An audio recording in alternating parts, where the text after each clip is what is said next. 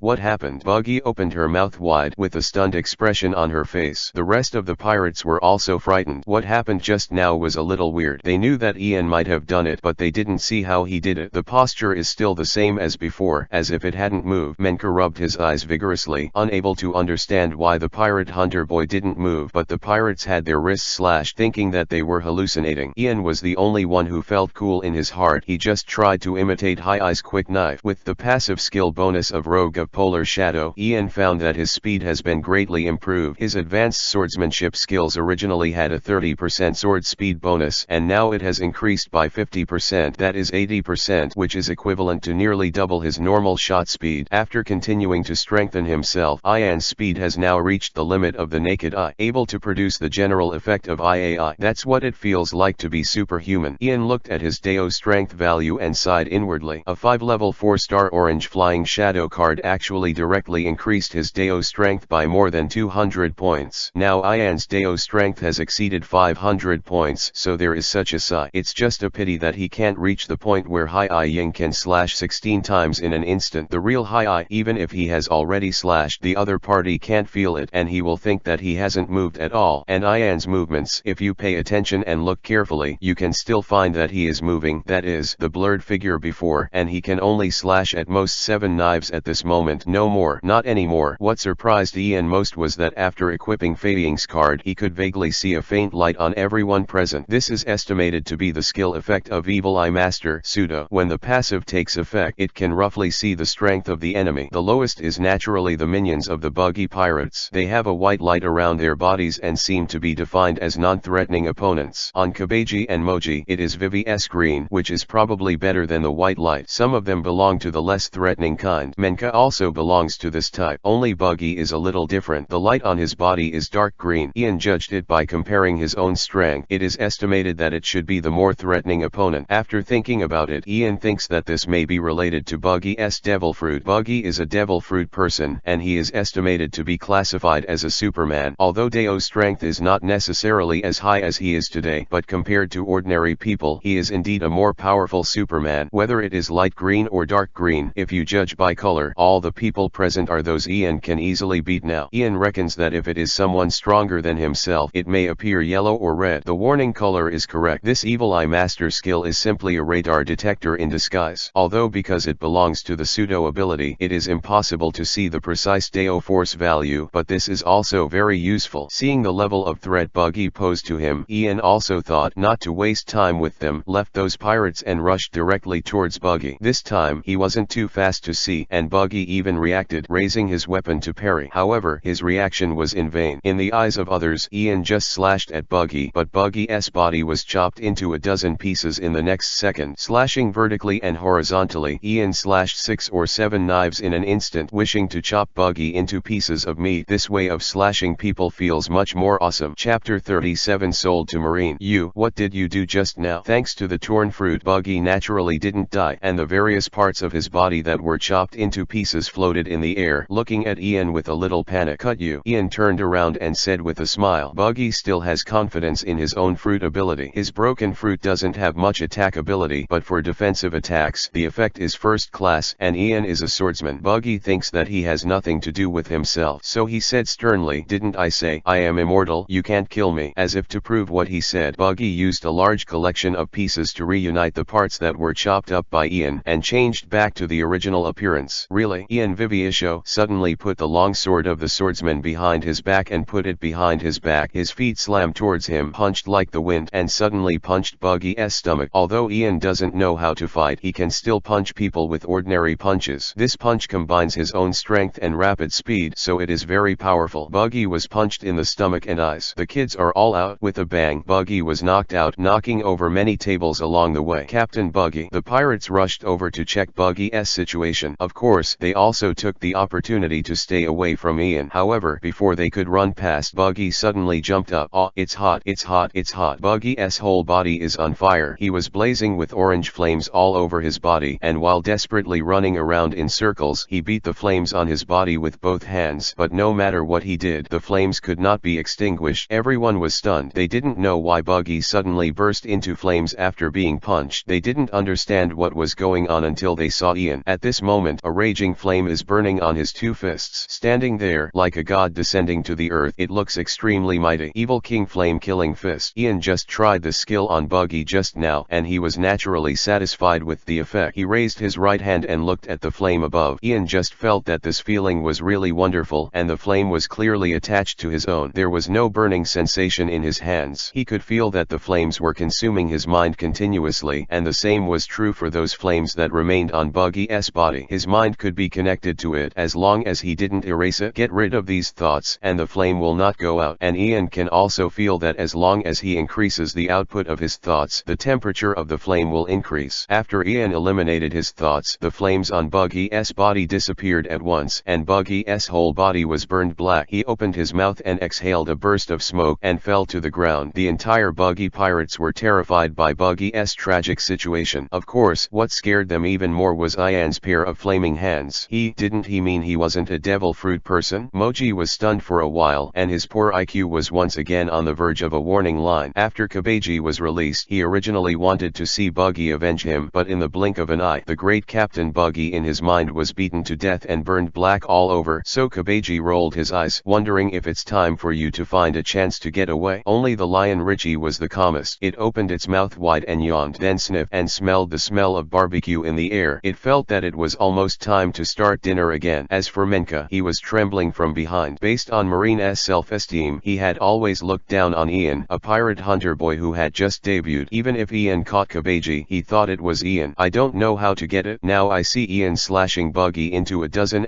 with one knife, and he also uses a flaming fist to beat Buggy miserably with one punch. I finally know that this kid with a bear-eared hat on his head is so terrifying. Stepping forward, Ian stepped on Buggy and pulled out the Sword Saint's long sword behind him. As soon as the evil King Yan's killing sword was opened, the whole long sword immediately burst into a raging flame, and the flame was still condensed at the tip of the blade. The flame tip that was as sharp as a blade came out, and Ian pointed at Buggy and asked, "Don't play dead. The temperature of the flame I used is not high. I know you're fine." Buggy looked at him feebly and said, Are you a monster?" Ian didn't refute either, and asked him with a smile, "Do you still want to continue fighting? Don't blame me for not reminding you. If you continue fighting, I won't be polite anymore. I will use this flaming long knife to slash you with one knife. Dozens of pieces. Then I'll see if you can regroup." "No, don't." Buggy shuddered when she heard it and was burned into dozens of pieces. How could it be assembled? So he hurriedly waved his hand and said, "Stop fighting. I surrender." Although Buggy can be split into many pieces, the pain is still there. Not only is he afraid of blunt blows, but he is also afraid of such burning damage. He knows now that he has no chance of winning in front of Ian. The flames can restrain him to the death. It's just, why didn't he use this trick when he was on the bicycle before? Buggy felt a little weird. The flames on Ian's fists and the flames on the knife made him mistakenly think of Ian as a Logia devil fruit person, but then he remembered Ian climbing into the boat after swimming from the sea, and he felt the whole my mind is all confused. Isn't the devil fruit capable of land ducks? Could it be that this kid named Ian is an exception? Buggy felt completely confused. "Since I don't fight anymore, I'll tie you up. You shouldn't mind, right?" Ian looked at the Buggy boss with a smile. "No, don't mind," Buggy said sullenly. Ian nodded with satisfaction, then turned to look at the other members of the Buggy pirates. The long knife in his hand swiped and pointed at them with flames. "And you?" "Ah, yes, yes." The members of the Buggy pirates raised their hands in a gesture of surrender, waiting for Ian to cry without tears. Even the lion Richie, it's really hard for him. As a lion, he can do such a humane thing. Action 2. "Find the rope yourself and tie yourself up," Ian ordered. There are too many people in the Buggy pirates, and Ian can't do it alone, so he can only do it like this. But unfortunately, under the threat of his flaming blade, no one dared to say a word. All obediently do as you please. One person kidnapped a pirate group, and this scene made Monka's jaw drop. Busy for a while, all the people who rushed into the base of the Buggy pirates were all tied up. These idiot pirates are rarely smart. There are some problems with Ian's orders. They even tied each other up, which made Ian look at it with admiration, thinking that they weren't that stupid. Buggy's treatment was good. Ian found a rope to tie him personally. Ian asked Monka and found that there were no sea stone handcuffs in their base, so Ian had no choice but to use ordinary rope to tie it. Just because he was worried about Buggy's torn apart fruit and feared that he would escape after splitting, Ian had to tie Buggy like a mummy in the end, wrapping ropes all over his body, making it difficult for Buggy to even move. After doing this, Ian twisted Buggy and threw him on the ground in front of Monka, saying, "Ha, I'm here to collect the bounty. I can't make a mistake this time, right?" Monka looked at Ian stupidly, only to feel that he couldn't see through the boy in front of him at all. He had just used Kabeji to exchange $1 million from Buggy before, but when he turned his his head. He caught Buggy again and threw it in front of him in exchange for a bounty. How can this have such a bad feeling of eating the plaintiff and eating the defendant? This kid is too rich, isn't he? Chapter 38 Monka's Proposal. What are you doing? Hurry up and give the money, Ian urged. Oh, Menka came back to his senses and was in a hurry to go through the formalities for Ian. However, at this moment Menka suddenly thought of something, stopped moving, and whispered beside Ian, by the way, this little brother, do you know the process of receiving the bounty? I don't know. Ian shook his head and said, but isn't it all done with marine? That's what you said, but you may not understand that ordinary branches can't give bounties. Our base funds are limited, Monka explained in a low voice. Usually, pirate hunters catch after handing over the bounty criminals to the nearby marine base. They will only get a certificate of arrest, which will indicate who the bounty criminal has been caught, how much the reward is, and the receipt certificate of the local marine base. These things are ready. After that, you only need to take these certificates and go to the larger marine base to get the bounty, meaning the money for the bounty is still paid by marine base just to find a larger marine base with sufficient funds. Ian asked, that's what it means. Monka nodded and said, our largest base in East Blue, the closest is the marine base in Logetown and the marine base in Mirabor Island, but it's farther away. If you want a bounty, Logetown is best. Tisk. Ian couldn't help smacking his lips. This situation was beyond his expectations. He thought he could claim the bounty at any marine base. He knew about Logetown, but where was this Mirabel Island? To be honest, after a baptism of a storm, Ian discovered that sailing is really a matter of being fully prepared before going to sea. There are too many situations at sea. One of the reasons is the weather, and there are other reasons. Food supply, will you get sick, etc., and even sea monsters. Don't forget there are such things as sea kings in this world, although most sea kings are only near the windless belt near the Great Root. Activities, but no one can say whether there will be a certain sea king who will swim to the blue ocean to do some activities. What if they encounter them? He now understands why there are many isolated islands in this world, because it is too difficult to sail in this world. Now I heard that I have to go to Logetown to get the bounty, which means that Ian will continue to go to sea, and he can't help frowning. Menka saw the embarrassment on his face and lowered his voice again. I have a proposal here. Do you want to hear it? Oh, let's hear it. Ian looked at him in surprise. Ian can't say that he has a good opinion of this Monka, but he also has no bad feelings. At least in his opinion, this guy can lead the soldiers to resist the Buggy pirates, so he is still a qualified marine. Qualified people, Ian generally does not make any likes and dislikes, as long as he doesn't violate his own interests. You give me the people from the Buggy pirates, and I give you the bounty directly, so I won't give you any proof of custody. Do you think that's okay? Monka asked in a low voice. Ian instantly understood what he meant. This guy wanted to take the credit for catching Buggy for himself. If the proof is not issued, it means that he, the pirate hunter, was not the cause of the arrest of the Buggy pirates. It is impossible for Ian to stay in the marine base all the time. He always has to leave, and now the marine soldiers in the base are injured. The death of the wounded and the dead, and did not see this scene. Menka, he can completely say that this Buggy pirate group was defeated and caught by him, and if Ian agrees to the deal, Monka can use all the remaining funds in the base to pay Ian as a bounty. As for someone who notices that the funds are missing in the future, Menka can completely push it on the head of the Buggy pirates, saying that some pirates took the money out of chaos and even directly reported the money to the superiors for the base at that time. Operation, the superiors will reapprove the funds to them. This guy has a good idea. Is he going to do whatever he can to get a promotion? Ian can think that if he didn't show incredible ability when he was catching Buggy and scared him, this guy Menka might even be greedy for his own credit, and he wouldn't even give him the money. Thinking of this, Ian couldn't help but narrow his eyes, lowered his head and pretended to think, so as not to let Menka discover the killing intent in his eyes. He hated this kind of person because he felt like he was being used. But then I thought about it. What did I catch Buggy for? Isn't it just for the money? Although the first 10 consecutive draws have been completed, what is the purpose of Ian going to sea? He wanted to find a way to heal Kuina, and at the same time he wanted to find a devil fruit for Kuina to make up for the loss of her strength over the years in a coma. How to get devil fruits? In addition to getting it by luck on the Great Root, then you can only buy it. A devil fruit with no known effect. The price on the black market is 100 million Bailey, and that is still red-haired Shanks. The price of the Roger ship at that time, that is, the price of almost 20 years ago, is probably more than this amount now. So Ian needs a lot of money, which is why he made up his mind to be a pirate hunter when he went out to sea. Compared with robbing pirates everywhere, Ian still thinks that pirate hunters are more reliable. Of course, there is another way, that is the world government. It seems that there are more and more pirates with devil fruit abilities, so now even the world government and marine are consciously controlling and collecting devil fruits. Yeah, Yes, as long as Ian can join Marine and make great contributions, maybe he can ask for a devil fruit as a reward. There are many ways, but it has to be done step by step. Thinking of this, Ian made a decision, raised a finger and said to Monka, 10 million. Buggy's bounty is 7 million Bailey. You add 3 million to make up 10 million for me. Then let's just make a deal. You get a name and I will benefit. If it is less than this amount, let's not talk about it. In fact, Ian wanted to bid 15 million. This price was the original Buggy bounty in his impression, but he estimated that the 153 branch of Menka might not have so much money, so he called it 10 million. If Monka can get it, then everyone will be happy. Not only does he have 3 million more, but he doesn't have to make an extra trip to Logtown. However, Menka was in a dilemma. The reason why he thought of reaching a private deal with Ian just now was because he remembered that there was just 7 million left in the base's funds, which was the cost of maintaining the base's operation for the second half of the year. Originally, he had already endured the apprehension in his heart and wanted to take the risk and make a deal with Ian, but he never thought that Ian would add 3 million as soon as he opened his mouth. Now he really has no choice. I can't get it out, Monka said frustratedly. Then there's no way. You still have to prove it to me, Ian said regretfully. Reputation or something doesn't matter to him, but if he can only get the same price, then Ian must only choose to connect taking the reputation together. The credit for catching the Buggy pirates can make his reputation as a pirate hunter rise faster, and at that time he can also threaten some unpopular little pirates. There are still benefits. As for selling Menka's face or something, Ian never thought about it. A small marine ensign in the East Blue branch, even if he has ambitions to take the position. But what about Ian? After getting the certificate, Ian checked that the amount above was correct, flicked the paper, waved his hand to Monka and said, okay, these guys are handed over to you, I'm leaving. After Ian finished speaking, he turned around and left the base. Monka looked at his back, his eyes were full of shadows. The failure of this transaction made Monka more and more aware of the importance of power. If he was in power at the base, why bother discuss with Ian so sneakily? Just say it directly. Don't say 10 million, as long as it doesn't exceed the 1-year funding standard of the 153 base, he can spend more money. Kobe, who was hiding before and waved to him. Kobe looked excited at this time. Although he didn't follow Ian in because he was afraid, he was lying at the window and watched Ian's awe-inspiring scene. So as soon as he saw Ian, he immediately became excited. He rushed in front of Ian, clenched his fists with shining eyes and said, brother Ian, you are too powerful. He gestured incoherently. Just now you pointed with that burning big knife, and those ferocious pirates obediently tied themselves up. God, I can be like you anytime. I can just move my mouth. Just deter those pirates. Kobe's eyes are full of admiration for Ian. He has completely substituted himself into the role of Ian. He imagined that he could do this once, which would be too majestic. Ian Viviisho, touching the little man's pink hair, said, it's nothing. Don't you want to be Marine in the future? As long as you can become Marine Admiral, you can do it too. Really? I can be a Marine Admiral too? Kobe asked in disbelief. There will be a day, as long as you don't give up yourself, Ian said with a smile. However, if one day you really become a Marine, then remember to be an upright Marine. Don't be like the guy in there is. Who the guy in there was referring to, Kobe didn't know. He couldn't hear the conversation between Ian and Monka, so he could only nod his head half understood. Reason why Ian said this to Kobe is because after a conversation with Monka, he felt that it would be easier to gain respect from others if he was an upright person. There are good people in pirates. Similarly, there are also good people in Marine. There will be scum. Menka is not upright, so Ian doesn't respect him at all, even if he is Marine ensign. If he is not respected, others will not help him easily. Knowing that Menka wants this credit to be promoted, Ian still doesn't want to help. This is the so-called gain more help and lose less help. Other hand, Kobe, although this child is timid and cowardly, has a good heart. Ian doesn't want to see him lose this nature in the future, so he gave him a piece of advice, hoping that he can become a respected person in the future. Chapter 39. The title is released. Next, Ian plans to leave the Shells town and go to Logtown to collect his bounty. When he heard that Ian was leaving, Kobe was a little reluctant and said to Ian, can't you stay for a few more days? After seeing Ian shaking his head, Kobe gritted his teeth and said suddenly, brother Ian, why don't you take me away? I'll be a pirate hunter with you. No. Ian laughed and said, you are too young. I don't want to take you as a burden. Besides, don't you want to be Marine? What's the matter with me? In the end, Ian did not agree to let him follow him. Although Kobe is indeed a good partner if he goes to sea, this kid has already mastered a lot of sailing knowledge in order to be a Marine in the future. He is considered a qualified sailor. With him, Ian's sailing can be considered a bit guaranteed, but as Ian said, Kobe is too young and has no self-defense skills, and it is a problem to carry him. In the end, Kobe could only give up and help Ian prepare some things for sailing in the town. It seems that Monka has announced the news that the Buggy pirates have been captured and the residents of Shell's town are gradually starting to come back, but most of the houses in the town were destroyed by the special Buggy shells, so many people are busy starting rebuild home. People in this world seem to have become accustomed to being attacked by pirates. The advent of the era of great voyages sounds very emotional, but in fact the victims are the civilians at the bottom. Among the endless pirates, maybe it is true many of them are pursuing the yearning for freedom, but more are just for looting. From this point of view, Marine's existence is meaningful. With the guidance of Kobe, Ian found a restaurant with a good house. With the remaining 20,000 Baileys, he went to the owner to buy some food, rum, and beer, and then bought a small amount of medicine. Almost spent 20,000 Baileys. Listening to Kobe, drinking water is generally not stored for a long time on a ship, maybe a few days, but wine is different and can be stored for a long time. For people who are used to drinking liquor, these rums and beers taste pretty bad, but they are cheap and large. 3,000 Baileys can buy a big barrel. Brother Ian, this is my favorite fishing rod and I'm giving it to you now. Finally, Kobe held a fishing rod and handed it to Ian and said, when at sea, a fishing rod can play a role. Is huge. Ian didn't refuse. He took the fishing rod and put it away, and then suddenly he was stunned for a moment, slapped his head suddenly and said, by the way, where's the Buggy pirates boat? He had completely forgotten that when the Buggy guy took the money to redeem Kabeji, he asked his men to get it on the ship. That is to say, Buggy's money may have been put on his ship, and now the Buggy pirates have come ashore. All the members of the gang were caught, and the ship didn't know whether to get any news. If it was still there, then Buggy's money could become his own. So Ian hurried towards the pier, and Kobe didn't know what to do, so he followed him. Got to the shore, I found that the bike-up of the Buggy pirates had disappeared. It is estimated that the remaining pirates on the ship drove away when they got the news and fled, which made Ian regretted and stomp. Damn it, my money, it's gone. He has completely taken the treasure on Buggy's ship as his own. Forget it, I'll go and see if I can catch up with that boat. Ian could only comfort himself like this, jumped on his own boat, threw the things he bought into the boat, and waved to Kobe goodbye. After finishing speaking, he paddled out of Shell's town. This style of walking away was so unrestrained and unrestrained. Before Kobe came back to his senses, he had already rowed all the way out. Ian left, and what he didn't know was that the impact he made in Shell's town hadn't gone away. The incident of the Buggy pirates' attack on the 153rd branch was reported by Monka and Colonel Rhodes. While waiting for Garp Vice Admiral to hand over, the Marines could only keep the Buggy pirates in the base prison. However, what people did not expect was that 2 days later, the members of the Buggy pirates escaped from prison. Without the sea stone handcuffs, ordinary ropes could not trap Buggy, a devil fruit-capable person, and his torn fruit was used for escape from prison. He is a good hand, and he just splits his hands and goes out. Not only untangles his own rope but also steals the key quietly. Plus the pirates on the bike-up who slipped away in advance. Buggy did not. How hard to escape. When Ian handed Buggy to Monka, he guessed that Buggy might escape from prison, but he didn't expect Buggy to move so fast. In fact, Buggy is just worried that after Garp arrives, they will not be able to run. This time without Ian's help, no one in the entire base 153 could stop Buggy and the others. Colonel Rhodes fainted again. The old man had high blood pressure and couldn't stand the continuous stimulation. There were enough people to block it, so afterward the Marine superiors learned what happened, and they didn't blame them. Instead, they promoted Menka, who had merit, to become a major. Menka was a blessing in disguise, and it was a pleasant surprise. At present, in the 153 base, except for Colonel Rhodes, he has the highest rank, but he still has some regrets. The Buggy pirates were caught by a pirate hunter. He just assisted. Monka dare not lie about this, and reported it truthfully. If he had reached a deal with Ian at that time and took the credit for capturing the Buggy pirates alone, perhaps he would have been directly promoted to colonel this time. And now, he still needs a few years of qualifications before he can take over the position of Colonel Rhodes. In view of the attack on Shell's town and the escape incident, the Marine headquarters raised the threat evaluation of the Buggy pirates and re-established the Buggy's bounty amount, which rose to 1,500 Bailey, becoming one of the few East Blue bounty tens of millions, one of the great pirates. However, due to the unfavorable support of the 16th branch, the colonel of their branch, who went to the sea restaurant for vacation, was demoted and transferred, and the original Lieutenant Colonel Mouse took over and became the head of the 16th branch. At the same time, Marine headquarters also realized that it would be impossible for ordinary Marines in East Blue to not have a master. Although Garp is now in East Blue, he is the Vice Admiral of the headquarters after all, and it is impossible to stay in a small place like East Blue all the time. So the Marine headquarters has made a decision to dispatch Colonel Smoker, the White Hunter of the branch, ranch directly under the headquarters to stay at the Logetown Marine Base to deter the pirates of East Blue. In this incident, Ian, the pirate hunter, also entered Marine's sight. Since Menka failed to attach a photo of Ian when reporting, the Marine headquarters did not know what the pirate hunter looked like. I just heard that his fists were burning with flames, and so was a long knife in his hand. So Ian, the pirate hunter, had an official title and code name in the Marine headquarters. Burning Blade Ian. For pirate hunters, Marine is supportive, believing that they are a supplement to Marine's righteous power. Although in the eyes of Akainu who believe in absolute justice, pirate hunters and bounty hunters are the same. They're all hyenas chasing bounties, and they're very disdainful of that, but that doesn't detract from Marine's overall attitude. Of course, the current Ian can't get into the eyes of the Marine headquarters. They just made a record for Ian in the intelligence department and then threw it aside. For the folks in Shell's Town, only they hear a slightly different version. With the help of a pirate hunter named Ian the Burning Blade, Major Monka captures the vicious Buggy pirate. Although the pirate group escaped from prison because of Marine's lack of manpower, this did not prevent the people in Shell's Town from becoming more and more worshipped for Monka. Different from the report to the superior, when telling the residents of Shell's Town, this guy Monka subtly swapped his and Ian's master-slave relationship. Only the child Kobe is the one who understands the truth and tries his best to argue for Ian, but he has always been cowardly and timid, and it is destined that not many people will really listen to what he says. Prestige has soared, and power in Marine Base is growing. Buggy pirates biked up in the offshore area for a while, and had to regretfully confirm that the ship really escaped. Even passing by Buggy's treasure, Ian regretted scratching his hair. If he had thought of rushing past earlier, he might have succeeded. It's no use regretting it now. Ian floated on the sea, found the location of Logetown, and let the sea wind blow the sails away, while he continued to practice swords on the boat. After the routine exercise was completed, Ian calmed down and began to think about his new exercise plan. Now that there is an extra flying shadow card, and after seeing the high-speed bonus, Ian has some new ideas. Is it possible to combine a flash with a high-speed knife to achieve the kind of attack that slashes 7 knives and a flash in an instant? Or can he hit the Evil King flame-killing sword in a flash? In that case, the destructive power will be much higher, right? Even as long as he dares to think about it, Ian feels that it is possible to combine the 3 and chop off the 7 swords of the Evil King in a flash. If he can do this, Ian can truly become a swordsman who can be called a strong man. After all, the skills of the cards are given by the system, and what Ian wants now is to convert these skills into his own. He doesn't know if he can do it yet, but he has to try it, doesn't he? Chapter 40 Offshore King. For the next 2 days, Ian was on the boat verifying his ideas. At the beginning, Ian found that it was no problem to use the Evil King Yan killing sword to instantly slash 7 slashes, because how many cuts could be cut only depended on Ian's speed. But when Ian then wanted a flash when he used the Evil King flame killing sword at the same time, he frequently encountered failures. He originally thought that these 2 skills could not be used in combination, but when he realized it carefully, he found out that it was because of the problem of using his mind. The flash of Shizuo Meiji's card is in the distribution of neon energy, mainly on the legs, arms, and the blade. It is to be able to swing the blade faster and more powerfully, and the blessing on the sword is to increase the destructive power. When using flash alone, Ian can normally achieve this distribution effect. However, when he wanted to use it in combination with the Evil King Yan killing sword, it was different. The skill of Evil King Yan's slaughtering sword is almost to bless all the thoughts on the blade. No, to be precise, it is on the circle around the blade. There is still a slight distance between the blade. The reason why this happens is because the Evil King Yan killing sword uses thoughts to maintain the flame, forming a high-temperature flame blade around the blade. This high-temperature flame blade is sharper than the weapon itself. When cutting objects, it is completely melted and cut by high temperature. In other words, it is very similar to a flame cutting machine. In this way, the 2 skills, Evil King Yan's killing sword and flash, formed a conflict at the moment when Neon Nen was blessed on the sword. Ian wanted to try to remove the part of the mind that was blessed by the flash skill on the blade and maintain the flame edge alone on the periphery of the blade, but when he tried to do so, he found it quite difficult. It's not that it can't be done, but it's very difficult to do it. Originally, Ian can almost control the output of his thoughts freely, which can be used flexibly, but when he wants to make a little change to these 2 skills, but found that Neon was operating very obscurely at this moment. This attempt to change has brought about how many times the consumption of one's own psychic energy has been doubled. After just experimenting once, Ian felt that his thoughts were almost completely emptied, and the headache that had not appeared in a long time also appeared again. When he checked his own attributes in his mind, Ian found that he had only the last 2 points left in his mind. What the hell? It took more than 100 points of psychic energy at one time. Ian himself was taken aback. Although the proficiency of the intermediate mind energy cultivation skills has also increased, Ian still feels that the gains outweigh the losses. After sitting down and thinking about it carefully, he came to a conclusion. This kind of fusion changes skills, not impossible, but it is limited by his own basic skills. That's right, it is limited by his mind energy cultivation skills. Maybe when Nian Neng practice rises to an advanced level, this consumption will be reduced. At that time, it is estimated that it will be much less obscure to use. Right? Thinking of this, Ian can only temporarily put aside the plan to create his own skills. He can't even try it now, so he can only wait for Nian to slowly recover. From the purchased food, Ian took out an apple and bit it in his mouth, lay on his back on the boat, and checked the system in his mind. This kind of skill that I try to create by myself probably has other limitations. If nothing else, Ian can think of one thing now, that is, when the Wise Zo Meiji card or the Flying Shadow card, these two cards can be arbitrarily after one card is removed. The self-created skills may have no effect. After all, Ian's so-called self-created skills are based on these two cards. Replacing the Flying Shadow card with Shelley's card, Ian used the last 2 points to try to imitate the evil King Yan's killing sword. Form a flame reaction. Is this the reason why there is no bonus effect after the so-called card is removed? Ian didn't find it strange. This was what he expected. Looking at Shelley's healing card, when Ian actually first drew it, he thought about whether he could use his healing card to heal Kuina, but then he remembered what Ivankov once said. Ordinary, the treatment is useless to Kuina because there is no injury on her body now. Her injury is completely in the field of consciousness. Even if the Shelley card can be used for healing, it won't touch the realm of consciousness. Right? Should be given to Kuina to wake her up. Ian felt a little worried, and the more he thought about it, the more troubled he became, so he re-equipped Hai-Ai's card, exited the system interface, got up and found a book in the package, and then lay on his back in the cabin to look. This book was given to him by Kobe when he was about to leave. Because Kobe noticed Ian's lack of common sense of navigation, he specially gave him this book. The title of the book is very interesting, called 3000 Questions on the Great Voyage. Looking at the title of the book, Ian only felt that he was undermined. The moment he saw the title of the book, he had a kind of rush to see 3000 questions about the naughty blue cat. However, the content in the book is very good. It lists a lot of common sense issues that should be paid attention to when sailing, such as why it is necessary to clean the deck of the ship frequently, what are the signs of the coming storm at sea, etc. When Ian started, I still read it with relish, but after all, I haven't read this kind of textbook for so many years, and I gradually started to feel sleepy. Although the afternoon sun was hot, the sea breeze was blowing, and it was very comfortable. In this comfortable environment, Ian fell asleep quickly. The book was covered on his face, and he was snoring. Vivi shivered while blowing. If Kobe were here, I'm afraid he would die of admiration for Ian. How dare a man sail so carelessly that he sleeps without even lowering the anchor? Isn't he afraid of being lost again when the wind changes? Maybe Ian deserved to be unlucky. Not long after he fell asleep, a huge black shadow suddenly appeared under the sea. The size of the shadow is as big as a marine warship, which can be said to be dozens of times that of Ian's small boat. The shadow drags underwater, sometimes disappearing and sometimes reappearing. Once seen, you will immediately understand that this is a sign that the ferocious carnivorous sea beasts in the sea are preparing to hunt. As for the target of hunting, it is naturally Ian's boat on the sea above. This kind of sea beast that has attacked human beings is quite clear, and that kind of small boat must usually have people on it, and it is a good food. And Ian, who was still sleeping soundly at this time, had no idea what was going on under the sea. When the sea beast below began to dash towards Ian's boat, the rapid swimming caused a wave on the sea surface, and Ian woke up from this shock. But before he could understand what happened, he found that the sea suddenly bulged, and then a huge mouthful of sharp teeth broke out from the sea and bit into Ian's bow. With a click, the originally sturdy boat suddenly turned into swirling sawdust under this bite. When Ian woke up and saw this scene, he couldn't help being stunned. He was stunned and couldn't figure out what was going on. It wasn't until the sea beast that attacked Ian's ship jumped out of the water that Ian saw its true face. However, its head looks like a crocodile, with a big mouth full of sharp teeth, a long fin on its entire back, and a body thicker than Ian's boat. This turned out to be a sea beast known as the King of the Offshore Sea. Yes, it is the same species as the King of the Sea who bit Shank's arm at the beginning. This kind of giant sea beast with a head like a crocodile and a body like a sea snake is famous for its ferociousness in East Blue. Within the range, attack fishermen and lonely traveler ships. Once ordinary people encounter them, there is no other way but to die. In the book Kobe gave to Ian, there is an introduction to the King of the Sea. It is worth noting that such a big and fierce King of the Sea is only classified as a sea beast beast, not a sea king. Even the sea kings are divided into ordinary, large, and giant. Ian has been in this world for so long, and this is the first time he has seen such a large sea beast. I don't know how big the real sea kings will be. Degree. One bite smashed the bow of the boat, but did not bite the imagined food. The body of the king of the sea, with a huge splash in the air, crossed an arc and fell into the sea again. It was wrong in its judgment, thinking that it was a fishing boat. Generally, when fishermen fish, they cast their nets on the bow or stern of the boat. It has attacked fishing boats many times, so this time I followed past experience. Did not directly attack the hull, but thought to himself that Ian, who was sitting on the fishing boat this time, was sleeping in the middle of the hull, so that he was not bitten by it for the first time. Row is so. Ian is also afraid after a while. Then came the rage as he saw his cabin start to flood. The king of the offshore shattered the bow of his ship, which meant that the boat had been scrapped. On the vast sea, the scrapped ship meant that Ian knew no matter how stupid he was. After frantically twisting up the package containing the food and rescuing a barrel of rum and carrying it on his shoulders, Ian's boat was almost sinking. At the same time, the king of the near sea also emerged from the water again. The sea snake-like body twisted into a few circles, and a pair of carnivorous creatures' ferocious vertical pupils stared coldly at Ian on the boat, and the next second had opened his mouth wide, biting towards Ian again. Ian gritted his teeth and stepped on the boat and jumped into the air with his strength, dodging the attack of the king of the near sea, and its big mouth directly bit Ian's boat into a pile of pieces. Beast, do you really think I'm your lunch? Ian felt that his lungs were bursting with anger. At the same time as he fell, he flipped his wrist and pulled out the sword Saint's long sword behind him. With a flash of cold light, he slashed towards the neck of the king of the sea. Ow! A tragic roar came from the mouth of the king of the near sea, resounding through the nearby waters, and he never thought that this predation would encounter hard stubble. A thin knife mark appeared on its neck, running through its entire neck. With its roar, the knife mark slammed into the surroundings and shot blood and flew out all the way until the body of the king of the sea. When it was smashed into the sea, its head and body were completely separated. Even if he didn't want to use the skill, Ian still killed it with one strike. Turning a somersault from mid-air and falling, Ian stood on the body of the king of the near sea. The boat had sunk, and this was the only place he could stay. The king of the sea who was killed did not sink for some reason. It is estimated that Ian killed it so fast that there was still air in its alveoli or swim bladder. The body of nearly 100 meters became a temporary floating island, just floating on the water. Ian felt worried to death. What should I do now? Pirates Supercard System Chapter 41-60 Chapter 41 Rescued. Ian once suspected that he was so black-faced. Was it because he didn't worship God when he went to sea? As soon as I set out to sea, I encountered a storm, and then I went fishing and encountered pirates who had stolen things. Now I sleep on the boat, and when I get up, the boat is gone. Is there anyone in this world who is more tragic than myself? He sighed and looked at the corpse of the king of the sea who died under his feet. The blood flowing from the corpse had already dyed a large area of the nearby sea red. The strong smell of blood had already attracted many sharks swimming around. The power brought by the huge size of the king of the offshore sea. These sharks are not afraid to approach, but this is only a temporary thing. When they find that the king of the sea is dead, the sharks who are no longer afraid will swarm and bite the flesh and blood of the king of the sea. Looking at the swarms of sharks not far away, Ian knew that time was running out. If the king of the near sea was eaten up by the sharks and only the skeleton was left, he would also lose his place at that time. Falling into the sea. Let's not say anything else. You will definitely have to fight these sharks. But then again, is the king of the sea so big? Nearly 100 meters is just an estimate. It may not be that long, but looking at it like this, there are definitely dozens of meters. This guy won't be a variant, right? Shaking his head, Ian didn't think about it anymore, stood up and looked at the sea in all directions, hoping to meet a ship or something to save him. Don't say. This lookout really made Ian discover it. He saw a mast appear on the sea level far ahead. Since the planet is round, generally when you see an approaching ship on the sea, you see the mast first and then the hull. At the same time, if you see this scene, it means that the other party is still far away. The distance between them has shown a curve, but seeing the boat is a good thing. Ian hurriedly rummaged through his package. He remembered that when Kobe was shopping for him, he seemed to have bought a few signal flares for help. In this world, the occurrence of shipwrecks is almost commonplace, so people who go out to sea will usually prepare a few signal flares for help so that when danger occurs, they can mark their location and let people come to rescue themselves. Things like signal flares is simply a daily necessities. Of course, this flare is actually a type of fireworks, and it also uses gunpowder. Once it gets wet with water, it won't work. The victims can only ask for help in other ways, such as raising a bonfire to emit wolf smoke or something.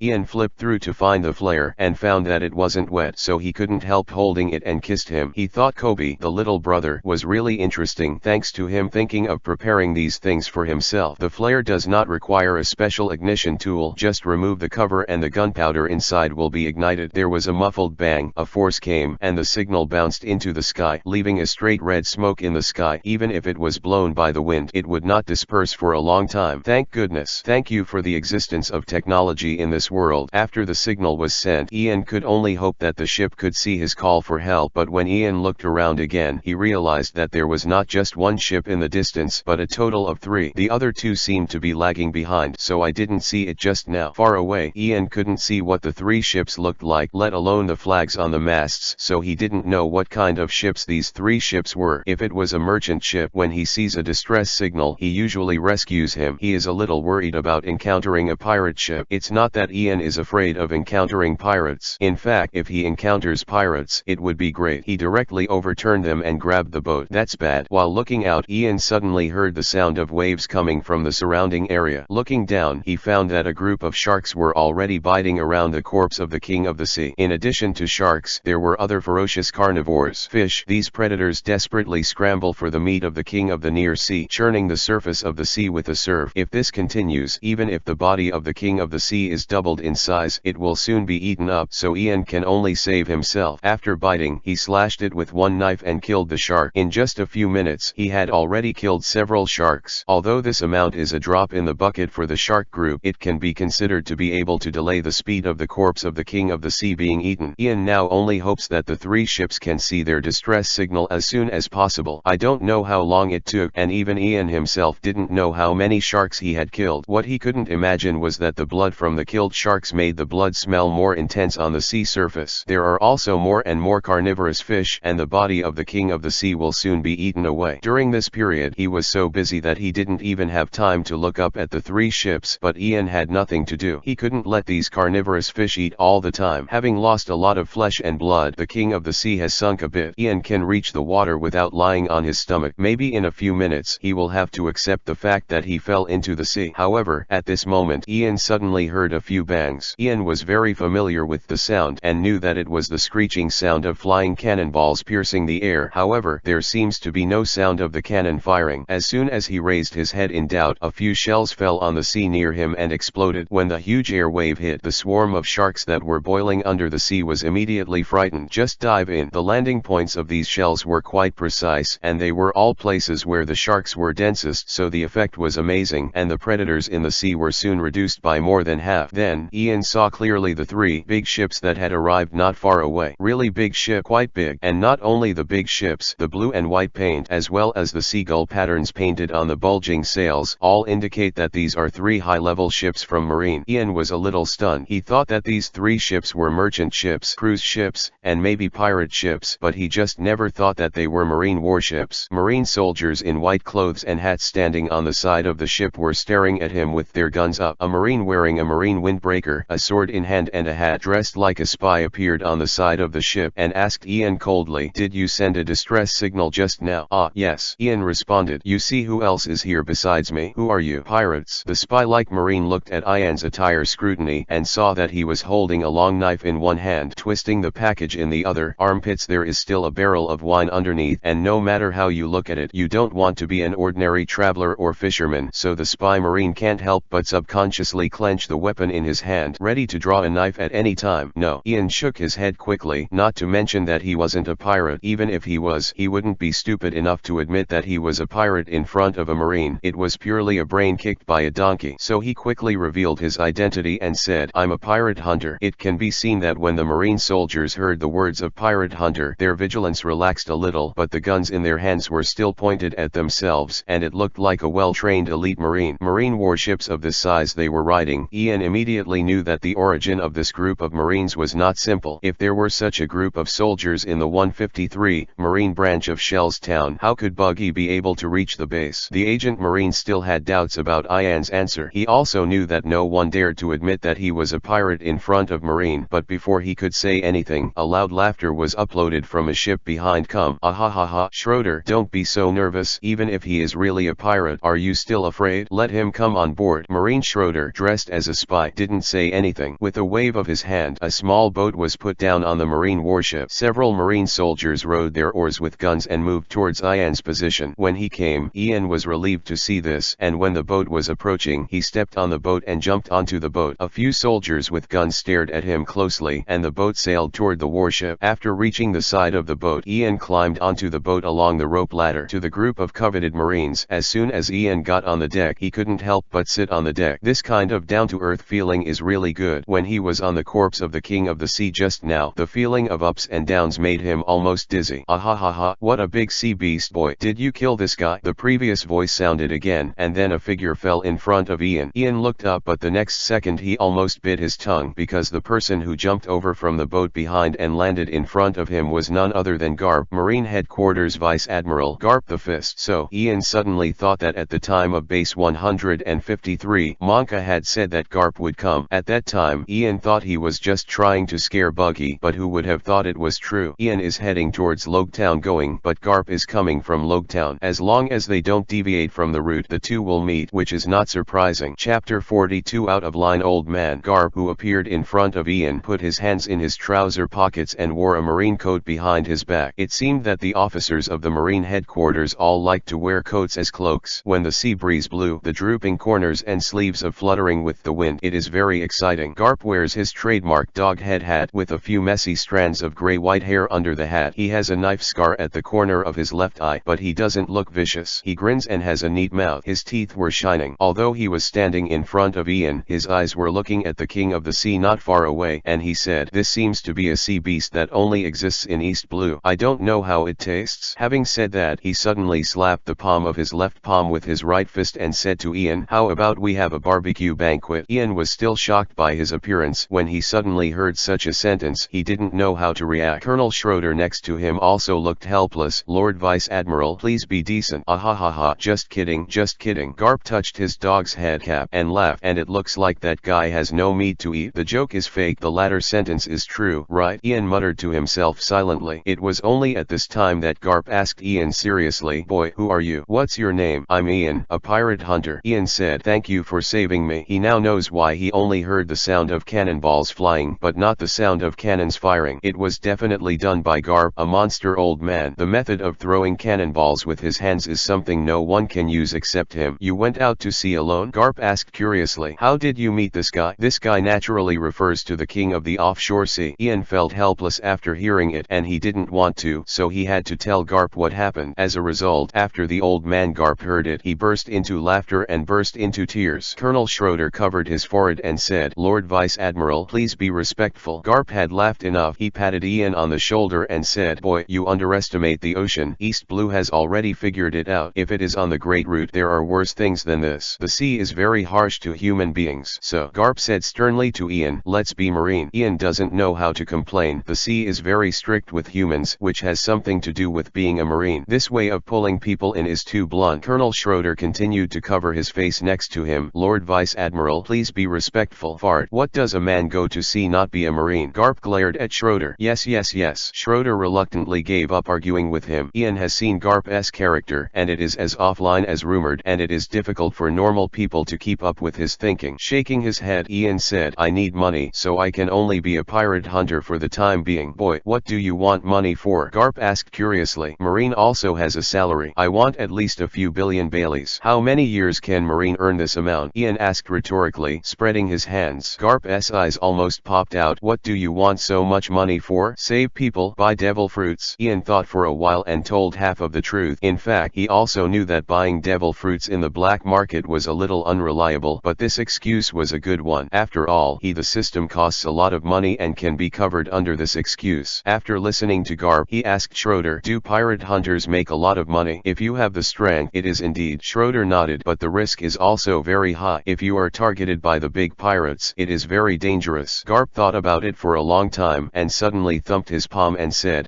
Why don't we also become pirate hunters? I'm not afraid of being targeted by big pirates." This time it wasn't just Schroeder. The marine soldiers who were listening to the entire ship all shouted at him in unison, "Lord Vice Admiral, please don't make such a joke." It seems that Garp's offline character has already caused his soldiers to suffer greatly. "If you don't do it, then why are you yelling at me?" Garp digs his ear with his pinky depressingly, turned to Ian and said, "From the moment you got on the boat just now, I thought your hat was very familiar. It's like I've seen it somewhere. He sat down on the deck, crossed his legs and pressed his chin.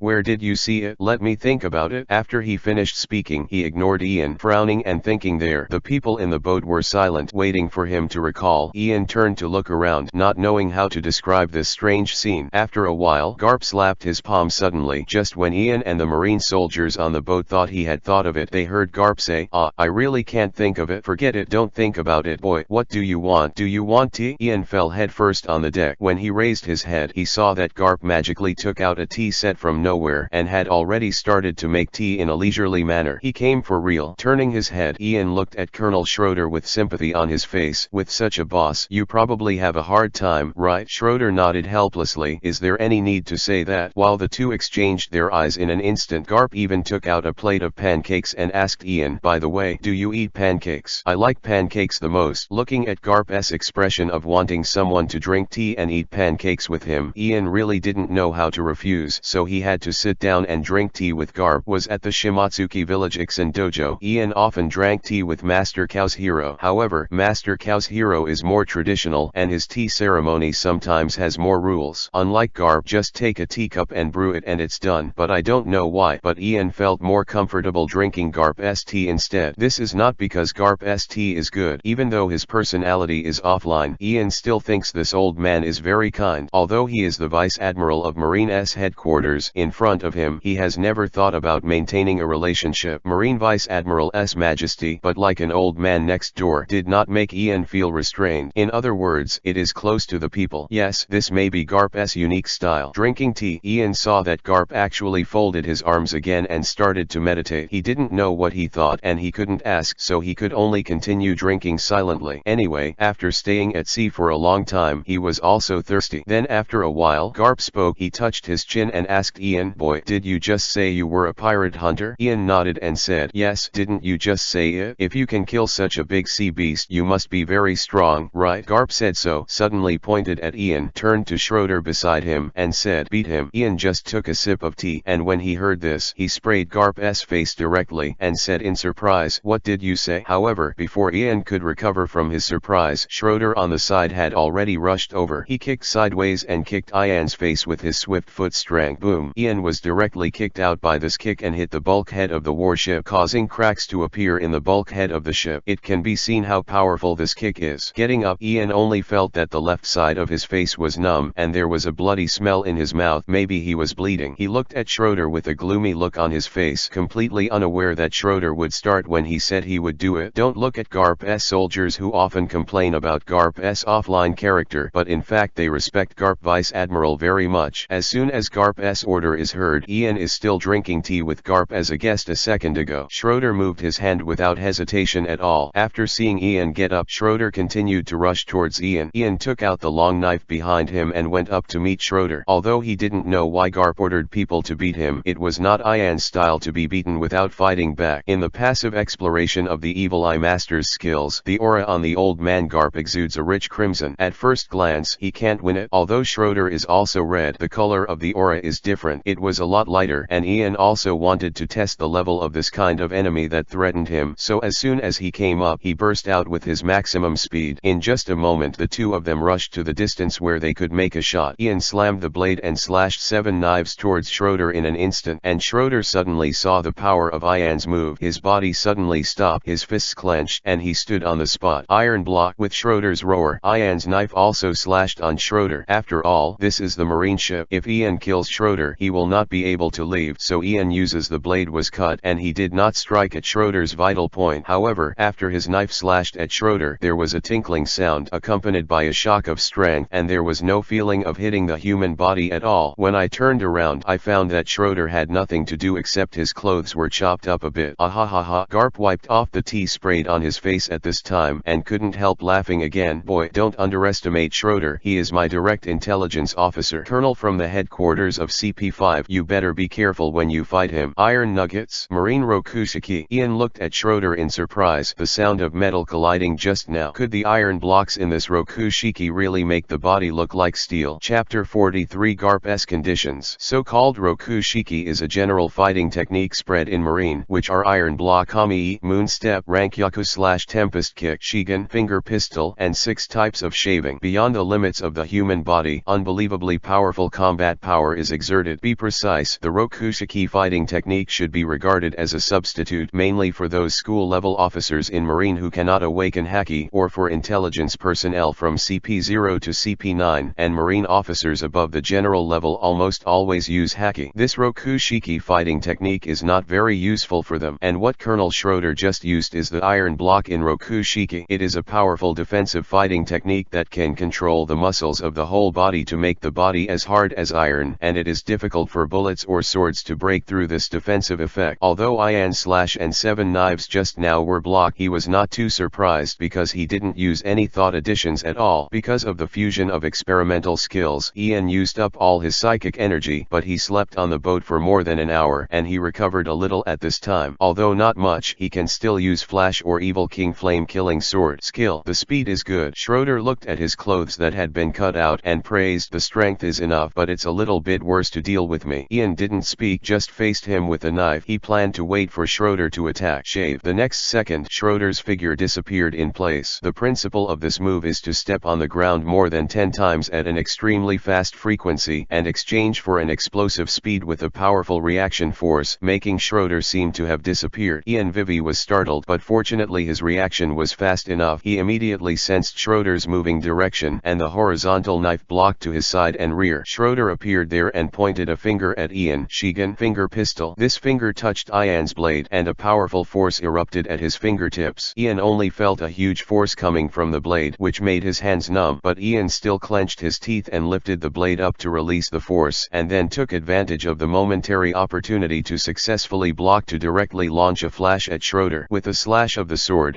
Saint's long sword in Ian's hand turned into a cold beam and slashed towards Schroeder's waist. The speed of the bullet was very fast, but Schroeder could still see clearly and immediately wanted to use the iron block to defend, but at this moment Garp next to him suddenly shouted, "Get out of the way." Schroeder was stunned for a moment, but because of the momentary stun, he couldn't allow him to react again. Looking at Ian's blade, he could only continue to resist with iron. There was a slight sound of brushing, and this time there was no metal collision. Ian's blade swiped across Schroeder's body, bringing out a wisp of blood. Schroeder stared blankly at the wound on his waist. Although the wound was not deep, the iron defense he was proud of was broken so easily. Garp on the side spoke aloud to teach Schroeder, "Idiot, can't you even see this kid's tricks? You should use Kami-e to avoid it at this time. Why use iron blocks?" Schroeder bowed to Garp with shame and said, "I'm sorry Garp Vice Admiral, I was careless just now. How many times have I said it? Rokushiki is not invincible." Garp said angrily, "Being too confident in your own moves will hurt you sooner or later." Schroeder said nothing and bowed his head to be taught. After scolding for a while, Garp turned his head to look at Ian and said sternly, "Boy, you have a hand. That sword just used Haki. Do you really want to cut Schroeder?" Ian shook his head and said, "No, I know that Colonel Schroeder is not serious about me touching my cheek. It still hurts there." So Ian said depressedly, "Except for kicking me in the face." Schroeder really didn't have a real relationship with Ian because what Garp just said was beat him rather than kill him. Naturally, Ian could hear the difference between the two, and people in this world seem to have formed a habit because of the power of Haki. When they face the power that will cause the change of the aura, the first thing they think of is Haki, and they will not guess anything else. Strength. Although Ian's mind is different from Haki's, but in the final analysis it is derived from the fluctuation of the human body's own life force. So when Garp sensed Ian's mind energy attached to the knife, it was the same as Ivankov at the beginning, mistaking this power for Haki's fluctuations. Haki needs long-term training to form, and then it needs a certain talent and luck to be able to truly awaken. Some people are very easy to awaken, while others are very difficult to awaken. Schroeder is the latter. He has. So far I haven't successfully awakened Haki yet, so I have been practicing the Rokushiki fighting technique all the time. When Garp said that Ian had used Haki in that sword just now, he suddenly looked at Ian in disbelief. He finally knew why Garp Vice Admiral told him to dodge just now, and he finally knew why his iron block fighting technique couldn't defend against Ian's blade. The reason was because this kid used Haki slash just now, and Ian looks so young. It is unimaginable for Schroeder to be able to use Haki proficiently at this age. However, at this moment Garp laughed and said, "He kicked you. You slashed him. Even if it was even. Boy, you will surprise me with Haki. But look at you. It seems that the attack just now, Haki's training is not enough. It can't be substantiated." Ian nodded. That's true. His current mindfulness practice skills are not high enough, but he can roughly guess the development direction of mindfulness. One of them is to materialize the mind. According to Ian's one's guess. When the mind is materialized and wrapped around the weapon or body, it should be able to achieve the same effect as armament haki, enhance the destructive power of the weapon and enhance its own defense ability. And another development direction of mindfulness is diffusion. Spread your own thoughts into the surrounding air to form a circular thought field. At that time, any object that can disturb and affect the thought field can be perceived by you, and it can reach the same level as observation haki, can accurately foresee and avoid dangerous effects. These development directions are the reason why shonen is similar to haki, and they can achieve the same purpose. As for the difference, it may be conqueror haki. Ian feels that his thoughts may not be able to stun or even feint the enemy. Conqueror haki prefers some kind of more powerful force field. However, he will not explain these differences to others, whether it is Ivankov or Garp. Since they regard their thoughts as haki, then they are haki. Okay, the test has been tested. Ian put away the long knife, sat down on the deck again, and asked Garp, "Tell me, old man, what do I need to do?" He was actually quite angry with Garp at this time, although he also knew that Garp asked Schroeder to beat him probably just to test his own strength, but if he didn't say hello, he called someone to beat him. This kind of escaping way of thinking Ian really couldn't accept it. If his constitution was weaker, wouldn't the sudden kick just now knock him out? So depressed, Ian's name for an old man naturally blurted out, "Haha, old man? This name is really nostalgic." Garp laughed, and after a while, he calmed down and asked Ian, "Okay, let's get down to business." The Monka ensign at base 153 reported that the person who caught the Buggy pirates was a pirate hunter with a long flame knife and a barriered hat, so it should be you, right? Yeah, Ian nodded without denying it. It seems that Monka has reported the matter. Your knife isn't on fire? Garp asked curiously. You care so much. A lot of age, still asking questions like a 3-year-old child. Ian was really drunk and said fiercely, "What's the matter? Tell me quickly." Schroeder, who was bandaging the wound by the side, also helped. "Lord Vice Admiral, please be decent." Cough cough. Garp coughed twice and said to Ian, "Originally, we rushed over to the Shellstown Marine base for help, but on the way, because Monka ensign reported that the Buggy pirates were caught, then our purpose has also changed. We were planning to escort the Buggy pirates, but just a few hours before we met you, the purpose of this trip changed again, because Monka ensign reported that the Buggy pirates I escaped from the prison. Tisk, so troublesome. It's changed so many times, I don't even want to go." Schroeder said sternly, "We have to go." Garp, Vice Admiral, "We don't know the truth about the escape of the Buggy pirates. We must go and check to see if the 153 base is lying about the military situation." And Ian was a little surprised. Buggy escaped so fast? It's only been 2 days since he caught Buggy. "Anyway, we need to go to Shellstown this time," Garp said. "But since you came out of Shellstown, you probably don't want to go back, do you?" Ian nodded. Of course, although he was rescued by Garp's Marine, if he followed their ship back to Shellstown, wouldn't his 2-day voyage be wasted? "So, I can send you a boat and let you go." Garp raised a finger. "But you have to do one thing for me." "Oh, can you send me a boat?" Ian was a little surprised. "Then what do you want me to do? Aren't you a pirate hunter?" Garp laughed, showing his shining teeth with a scheming expression on his face. "Then help me catch someone." "Catch a pirate? Oh, that's no problem." Ian didn't think too much about it at this time, and nodded in response. "Tell me, what's the name of that pirate?" However, the next moment I heard Garp say, "That pirate, his name is Ace. He is my grandson." Chapter 44. Deal struck. Pirates needs to be removed. According to my editor in charge, the two-dimensional channel protested, so I can only change it, mainly because the subject matter is relatively vague. The book says it's okay to be a game otherworld, and it's okay to say it's a fanfic. Ian dug his ears hard, thinking that he had hallucinations, and asked again with uncertainty,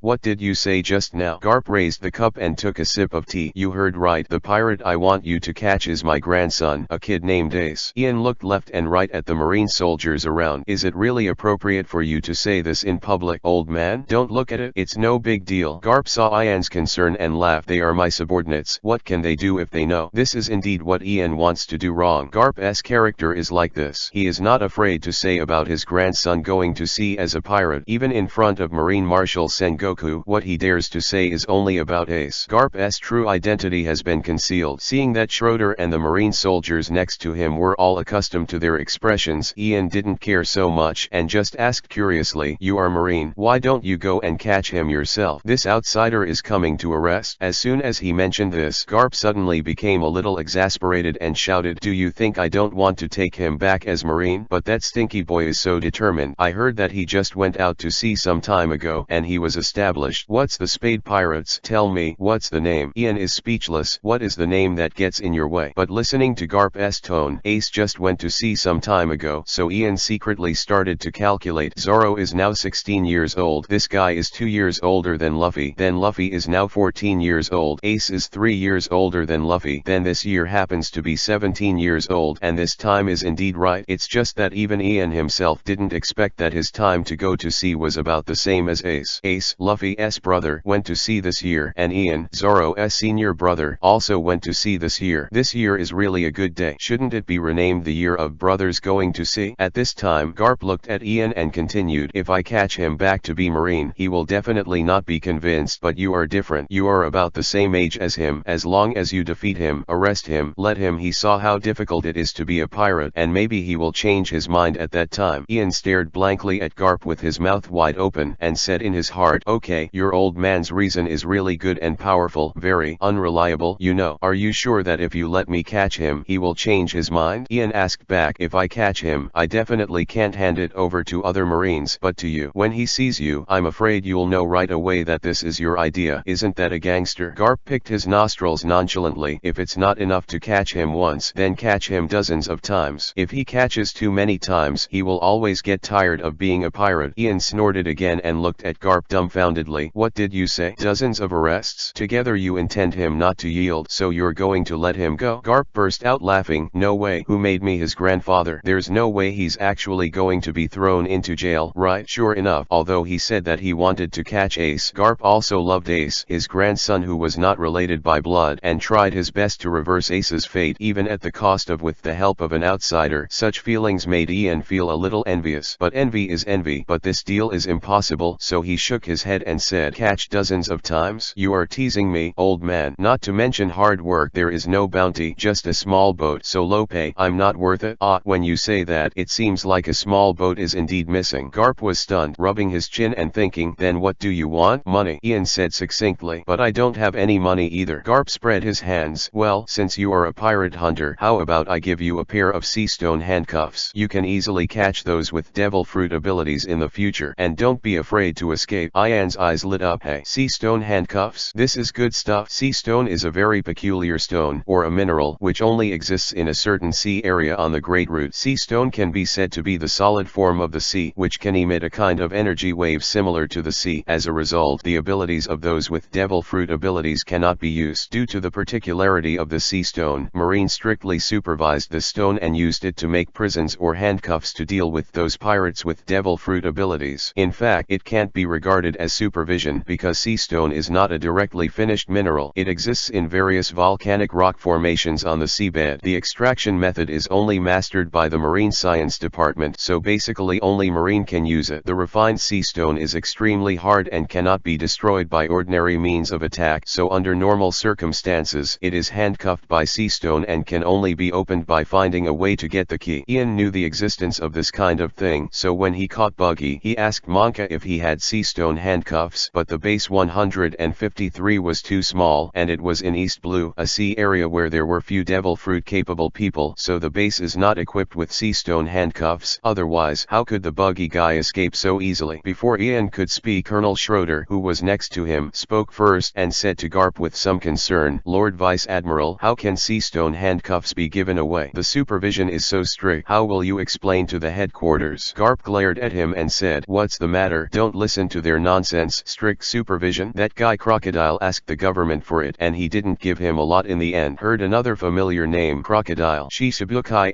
and Crocodile, right? The guy asked the world government for sea stone, and it is estimated that he wanted to build a sea stone prison. If I remember correctly, Shishibukai has a prison permission granted by the world government, which means that these big pirates can catch other pirates. Shut it up. It's almost like a private prison. Ian remained calm and showed no other expressions. He shook his head and said to Garp, but it's not enough. How much is a boat and a pair of handcuffs worth? Boy, don't go too far. Garp was staring at Ian this time. It was originally. Ian curled his lips and said, your request is to capture Ace dozens of times. Let's not talk about his strength. I can't beat him. If he runs to the Great Route, then I have to follow along and spend time and energy. Tell me yourself, is this reward enough? Like Garp is awesome. Hearing what Ian said, he felt that it was indeed the case, so he said in a difficult way, but I can't come up with anything else. Ah, right. How about I introduce you to someone? Ha, Ian was stunned. What are you talking about, old man? Beautiful beauty. Garp patted Ian on the shoulder and raised his eyebrows at him wretchedly, and he's a colonel colonel in our Marine headquarters. After Colonel Schroeder heard this, he suddenly felt bad for a while and hurriedly asked Garp, Vice Admiral, you are not talking about. Garp looked up at him and said, it's that little girl Hina. What's wrong?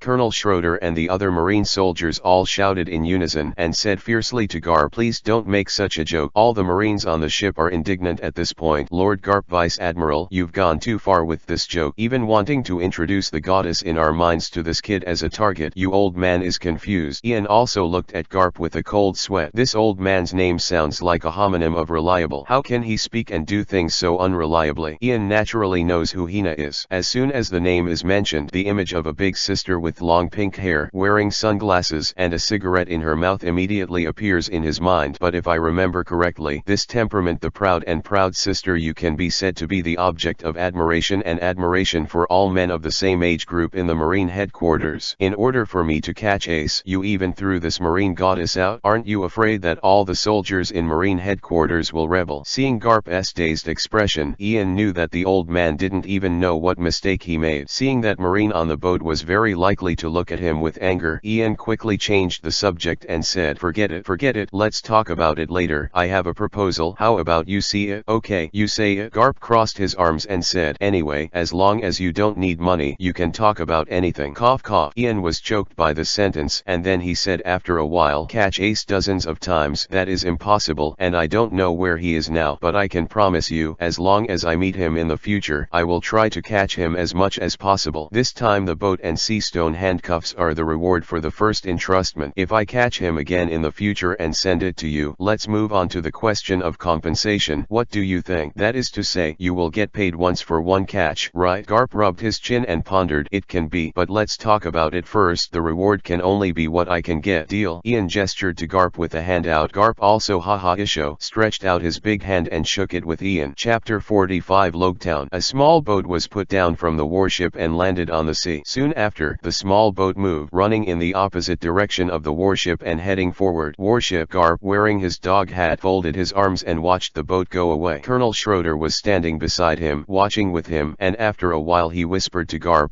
Vice Admiral, the hat on this kid's head. I know. Garp exclaimed suddenly. That hat is exactly the same as the bear's. Then why did you say you couldn't remember? Schroeder asked in confusion. Is it necessary to say it? Garp turned to him. Vivisho, it's just the same hat. Can you prove what he has to do with the bear? I can't prove it. Schroeder shook his head. I'm just worried don't have another Shishibukai level pirate in the future. It will be difficult to handle. That's right. Sometimes it's better to pretend to be confused. Garp grinned. Don't worry. I don't know what he has to do with the bear, but I can see that this kid is not pirate. By the way, you played against him just now. What do you think of his strength? The foundation of swordsmanship is perfect, and it can be seen that it was taught by a famous teacher. Schroeder said, the strength is good, but the speed is faster. Unfortunately, his type of swordsmanship is not suitable for using such a big knife. How does his swordplay compare to yours? Garp asked. It's hard to say. Schroeder replied after thinking about it. When Garp heard this, he burst into laughter. He felt more and more that he was looking for Ian to catch Ace. It was a good move. Even Schroeder said that this kid's swordsmanship was good, so he and Ace should have nothing to do with him. Question right? And now, you just have to wait. Back on the deck, Garp waved his hand and said, go. Target Shell's Town. At this time, on the boat, Ian was rubbing his hands hard and he regretted it. Regrets impulsive and Garp. Shake hands with Garp. Garp the Fist. Just from the name, you can tell how strong the old man Garp is. Ian was excited before, and after reaching an agreement, he subconsciously shook hands with Garp. As a result, Garp's big pincer-like hand just squeezed lightly, causing Ian's entire hand to swell up. Even if I get the boat and go back on the road now, Ian's hands are still swollen. This makes Ian very doubtful if Garp sees something, so give himself a little lesson. Yes, with Garp, Ian can be said to have no losses at all, and he made a lot of money. Before anything could be fulfilled, Ian first got a boat and a pair of sea stone handcuffs. As for catching Ace, Ian didn't care at all. It's not that Ian wants to go back on it, but that he doesn't know where Ace is at all. In such a big world, what are the chances of meeting Ace in the crowd? Needless to say, you can think of it, right? Ian never thought of trying his best to trace Ace's trail. Since he couldn't meet him, the agreement with Garp would not take effect for the time being. In other words, whether you want to catch it or not depends entirely on Ian's mood. Lying in the cabin, Ian didn't dare to read any more books this time. He was afraid that he would fall asleep while watching it, and it would be bad if he was attacked by sea beasts again. The first time he was lucky enough to meet Garp's Marine, he was rescued. If we do it again, it's really so this time. Although he was was lying down. He was still paying attention to the sea around him. Go to Logtown downwind. It will take about 1 to 2 days. Ian takes this opportunity to plan his future exercise direction. Checking it in his mind, his current level has reached level 6.5. This experience was given when he defeated Buggy, but he did not gain any experience in the battle against Schroeder on Garp's ship just now. Colonel Schroeder didn't use all his strength when he was fighting against him, because what this man was really good at was swordsmanship. Ian still remembered that when he first got on the ship, the weapon he held in his hand was a sword, but when he was fighting, he